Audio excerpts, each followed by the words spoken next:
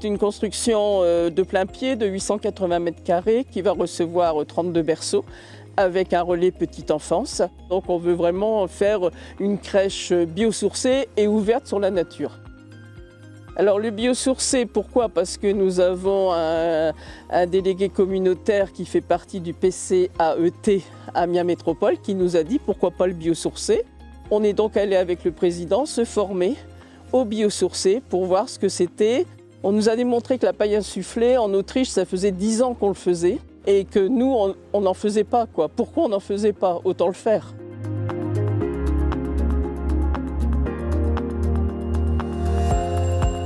La maîtrise d'ouvrage avait une volonté forte sur le projet en termes d'approche constructive, des ambitions biosourcées assez poussées et la volonté d'un bâtiment performant.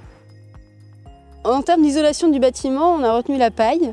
Au départ, c'était paille en botte et on a basculé sur la paille hachée insufflée pour des volontés déjà de curiosité technique, de performance, d'approche aussi dans la mise en œuvre.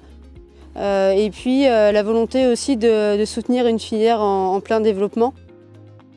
Donc on était dans une technique de construction non courante.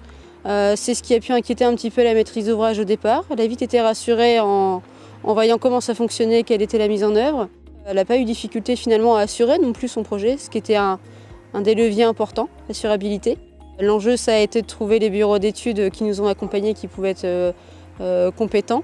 Donc un vrai travail d'équipe globalement pour arriver à une conception la plus qualitative possible.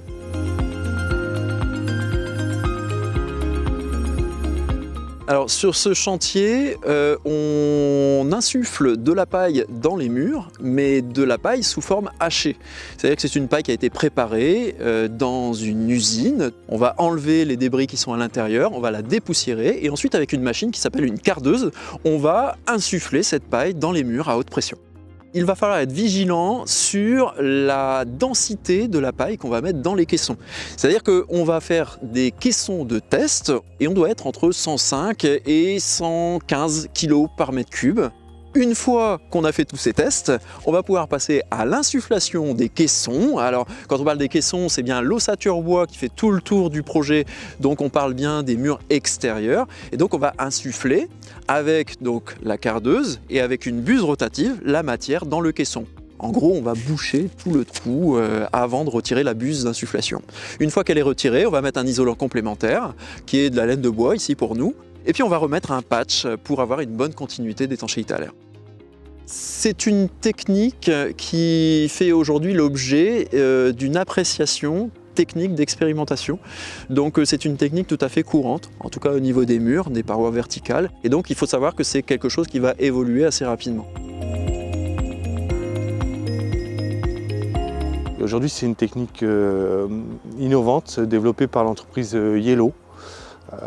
Et ça nous semble cohérent dans la démarche du biosourcé, dans ce qu'on fait habituellement. Ça nous a demandé effectivement de nous former avec Yellow. On était aussi parmi les premiers à faire les tests, à mettre ça en œuvre. On a fait ça dans nos bureaux, on a fait ça sur des petits chantiers, des cabanes, des choses comme ça. Donc ça fait longtemps qu'on suit la coopérative Yellow et qu'on croit en elle. Alors nous, notre engagement du biosourcé, il vient d'abord par de la conviction, parce qu'on s'est dit que ça devait être fait autrement, un bâtiment avec d'autres matériaux, en produisant moins de déchets, en étant plus local. Et puis finalement, à force d'en faire, on s'est rendu compte que c'était bien plus qualitatif. On obtient des bâtiments qui ont une vraie capacité à traverser le temps et les dérèglements qu'on subit à l'heure actuelle, que ce soit en termes de réchauffement, on a beaucoup plus d'inertie thermique avec ce type de produit. On a une très bonne isolation, bien entendu. Et lorsqu'on a un bâtiment parfaitement bien conçu, comme c'est le cas ici, on est en standard passif. Puis on a quelque chose de qualitatif au niveau du ressenti des usagers. On construit des bâtiments pour des usagers.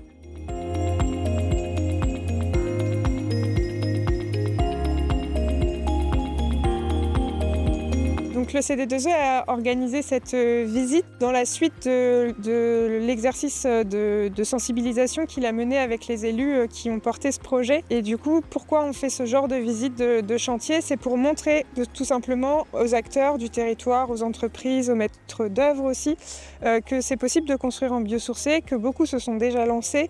Ce sont vraiment des matériaux qui vont répondre aux enjeux d'adaptation de demain. C'est pour ça qu'on pousse un peu ces matériaux, et les visites de chantier rendent le process plus concret. Ça montre à tous ceux qui n'ont pas forcément encore mis les pieds dedans que c'est possible et que c'est pas forcément si compliqué.